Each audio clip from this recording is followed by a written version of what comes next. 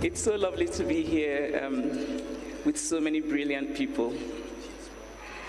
I want to tell you a few personal malaria stories. So I was about 10 years old.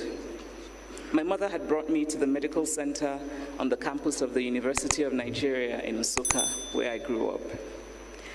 As we sat waiting for the doctor, people stopped to say hello to my mother. The campus was a small community, and everyone knew everyone else. Each person who greeted my mother would then turn to me and say, "Ndo, sorry for your malaria." Malaria was so common that everyone assumed that if you were in hospital, it was because you had malaria. Actually, on that day, I was in hospital for an eye allergy. But it later occurred to me that it was the only time I had ever been to see a doctor for an illness that was not malaria. We knew malaria intimately. My malaria always came with a terrible rumbling ache that I can only describe as an anguish in my stomach. It left me lightheaded, weak, nauseous, helpless. My brother Okay's malaria came with very painful aches at his joints.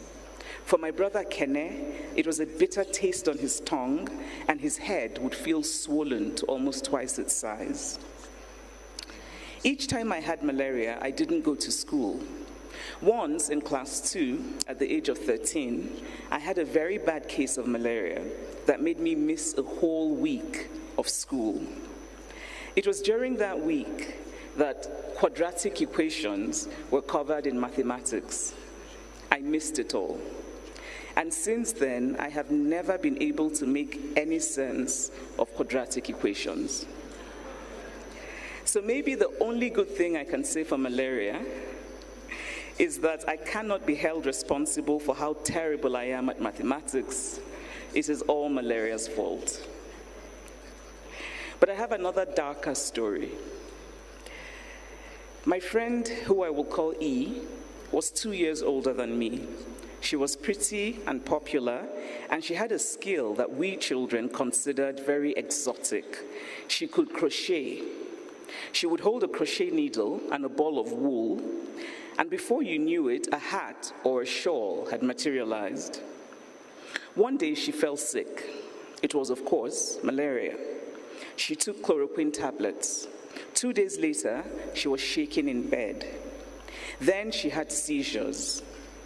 Her skin was hot, and she was delirious.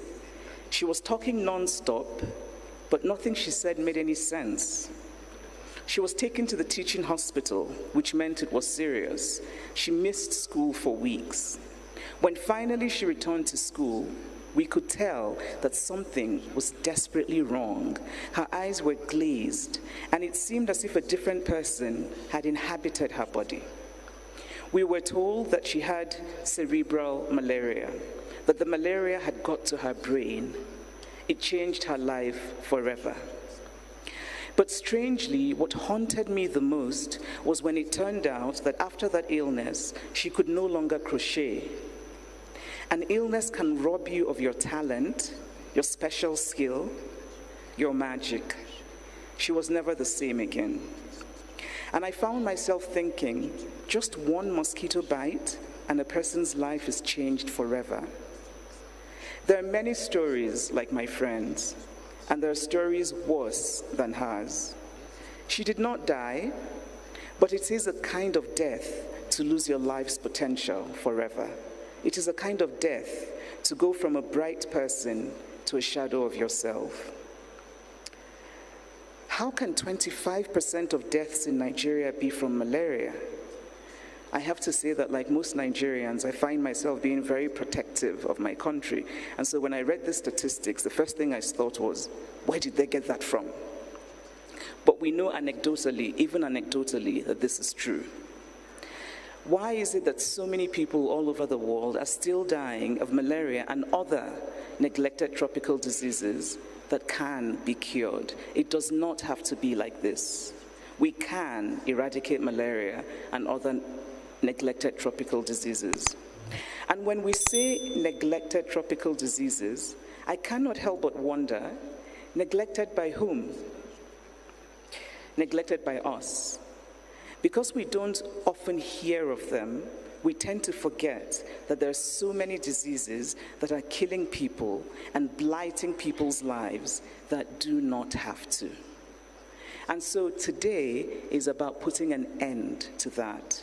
Today is about this gathering of so many brilliant people where we can learn from one another and where we can finally say enough. Thank you.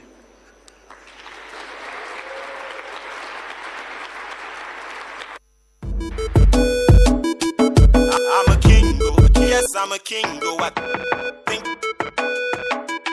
I'm a king,